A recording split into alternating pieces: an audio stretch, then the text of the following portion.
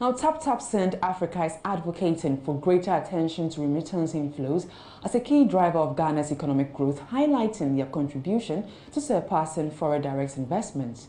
According to the leading money transfer company, Remittances presents approximately $5 billion to the country as compared to the $56 million FDI recorded for the second quarter of 2024 by the GIPC.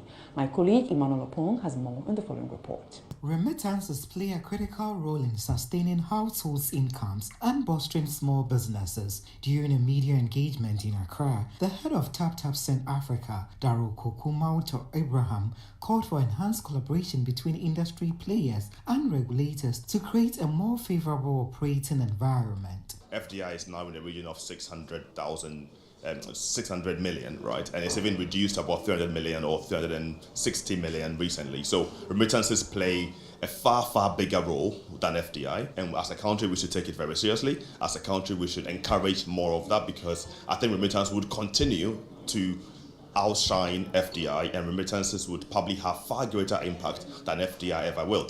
Now, FDI, we have to go and convince countries to come and invest in us, right? Remittances, all we are doing is convincing our own people who live outside the country to send more money. And that would always outstrip FDI, and that will continue to be the case. How do the states involve itself in convincing people to send money back?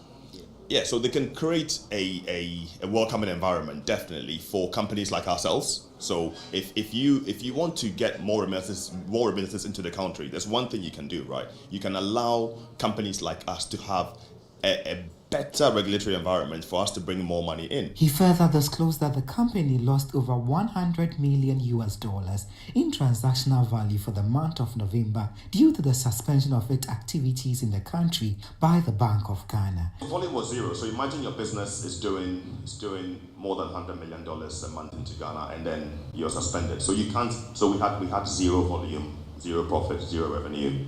And our customers also went elsewhere, right? So now we have to win. We have to fight hard to win those customers back. So in the month of November, there was literally nothing. There was zero. It's affecting the business pretty badly for something that I think could have been handled slightly differently, but it has ripple impacts. The renowned global money transfer company has officially resumed its services to Ghana following a brief suspension with exciting promotions. We've been allowed to come back into the space, and we've been allowed to transact since the 4th of December.